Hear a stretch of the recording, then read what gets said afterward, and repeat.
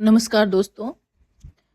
जब रिजल्ट आता है ना तो सिर्फ एक नाम लिस्ट में होता है, लेकिन उस एक नाम के पीछे होती हैं सैकड़ों रातों की मेहनत, हजारों सवालों की प्रैक्टिस और रोज का करंट अफेयर्स।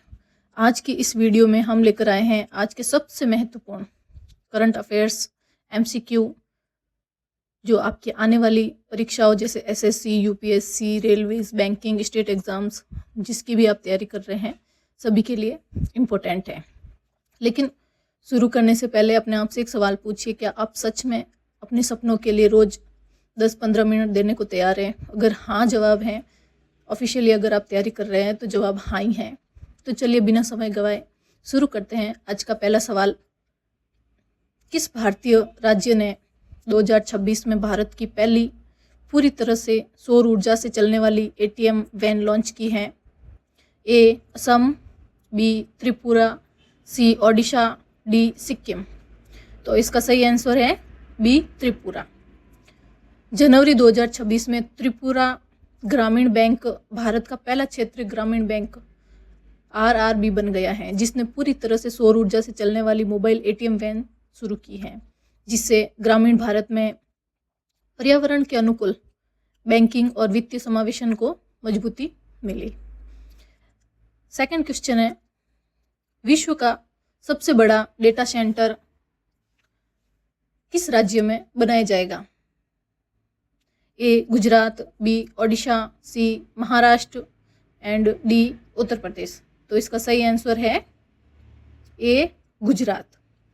विश्व का सबसे बड़ा डेटा सेंटर गुजरात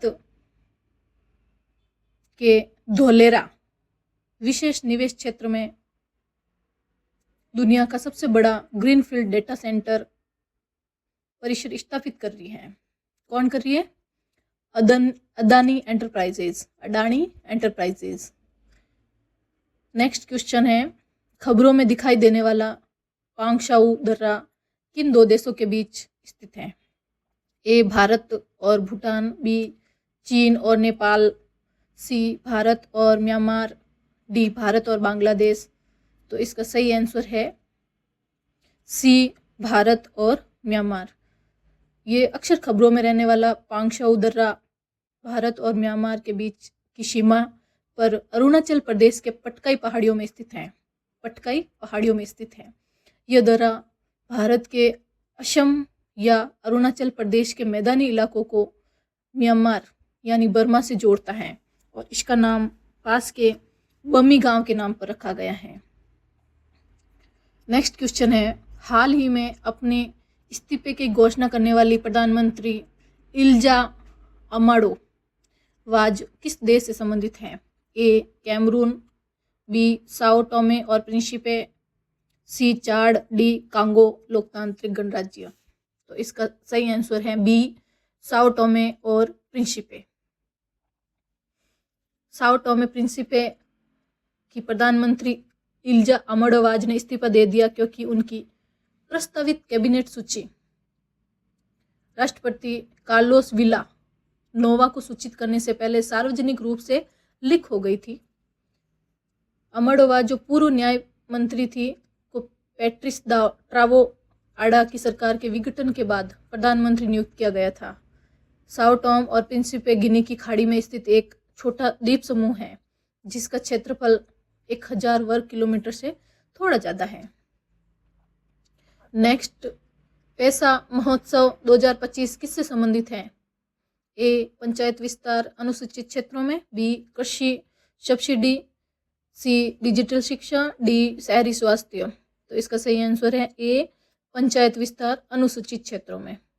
पैसा महोत्सव 2025 अधिनियम 1996 की भावना का उत्सव है, जो अनुसूचित क्षेत्रों में पंचायती राज को सशक्त बनाकर आदिवासी समुदायों को भूमि, संसाधन और निर्णय का अधिकार देता है। कबड्डी, तीरंदाजी, मैराथन जैसे काफ़ी पारंपरिक खेल हैं, उनका ये आयोजन जो स्वशासन, सहभागिता और समुदाय की शक्ति को भी दर्शाता है। नेक्स्ट है, हाल ही में किस राज्य में अपनी तरह की पहली महिला नेतृत्व वाली औद्योगिक पार्क पहल का उद्घाटन किया गया है? ए महाराष्ट्र, बी कर्नाटक, सी तमिलनाडु, डी आंध्र प्रदेश। तो इसका सही आंसर है कर्नाटक। कर्नाटक के गौरीबनूर में किया गया है। कर्नाटक के गौरीबनूर नामक स्थान है, वहाँ पे किया गया है। ठीक है। FICCI, FLO ये लेडीज ऑर्गेनाइजेशन है Bangalore, and federation of Indian chambers of commerce and industry की महिला शाखा ने औपचारिक रूप से FLO बेंगलोर इंडस्ट्रियल पार्क का उद्घाटन किया है। नेक्स्ट क्वेश्चन, भारत की पहली सहकारी क्षेत्र की राइड हेलिंग सेवा का क्या नाम है जिसे केंद्रीय गृह मंत्री अमित शाह ने लॉन्च किया है? A India cab, B Bharat taxi, C Sahkari cab, D Bhim taxi. तो इसका सही आंसर है बी भारत टैक्सी। केंद्रीय गृह मंत्री अमित शाह विज्ञान भवन नई दिल्ली में भारत की पहली सहकारी क्षेत्र की राइड हेलिंग सेवा भारत टैक्सी का शुभारंभ किया। भारत टैक्सी को एक ड्राइवर स्वामित्व वाला और ड्राइवर नेतृत्व वाला मोबिलिटी प्लेटफॉर्म के रूप में परिकल्पित किया गया है, जो पारंपरिक एग्रीगेटर आधारित मॉडल से थोड़ा अलग है। Multi state cooperative society act 2002 के तहत पंजीकृत भारत टैक्सी की स्थापना 6 जून 2025 को हुई थी। नेक्स्ट क्वेश्चन है, हाल ही में ग्लोबल टीचर प्राइज 2026 से किसे सम्मानित किया गया है? ए रूबल नागी, बी किरण गोयल, सी अभिनव कुमार, डी रूबल शेख। तो इसका सही आंसर है ए रूबल नागी। भारतीय शिक्षिका रूबल नागी को हाल ही में वर्ल्ड गवर्नमेंट समिट के दौरान ग्लोबल टीचर प्राइज 2026 से सम्मानित किया गया, जिसमें उन्होंने GEMS एजुकेशन द्वारा अपने 10वें संस्करण में प्रस्तुत $1 मिलियन का पुरस्कार जीता। दुबई के क्राउन प्रिंस शेख हमदान बिन मोहम्मद बिन राशिद अल मक्तूम ने भारत की शिक्षिका रूबल नागी को ग्लोबल टीचर प्राइज 2026 प्रदान किया।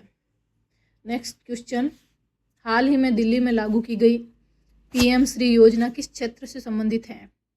ए शिक्षा, बी स्वास्थ्य, सी खेल, डी पत्रकारिता। इसका सही आंसर है ए शिक्षा। दिल्ली सरकार ने PM श्री, इसकी फुल फॉर्म है प्रधानमंत्री स्कूल्स फॉर राइजिंग इंडिया योजना को अपनाया है। यह केंद्र प्रायोजित पहल विभिन्न सरकारी निकायों जैसे KVS, NVS द्वारा संचालित 14,500 से अधिक स्कूल स्थापित करने का लक्ष्य रखती है। यह राष्ट्रीय शिक्षा नीति 2020 के अनुरूप है और समग्र शिक्षा योजना का हिस्सा है। इस पहल का उद्देश्य सुरक्षित सीखने का वातावरण बनाना।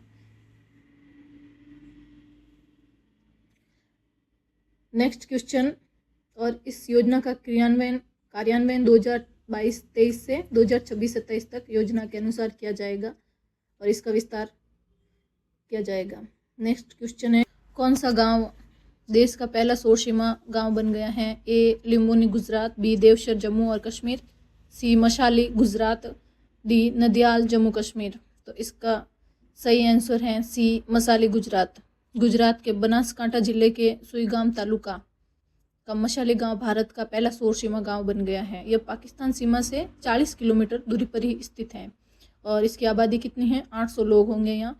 यह गांव सीमा विकास परियोजना का हिस्सा बना, जिसका उद्देश्य 17 गांवों को पूरी तरह से सौर ऊर्जा से संचालित करना था।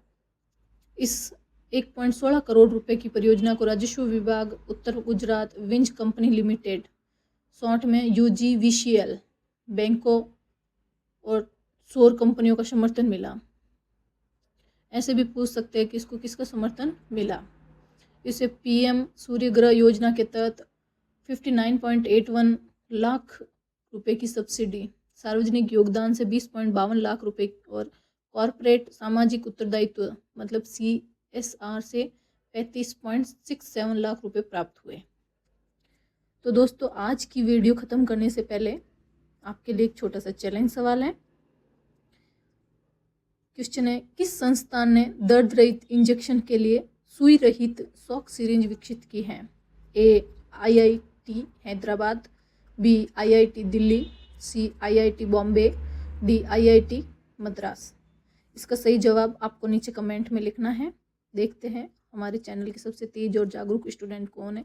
जो सबसे पहले सही जवाब देगा उसका नाम अगली वीडियो में ज़रूर लिया जाएगा।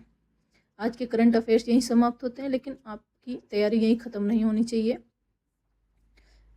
कई लोग कहते हैं कंपटीशन बहुत ज़्यादा है, लेकिन सच्चाई यह है कि हम मेहनत करते ही नहीं हैं।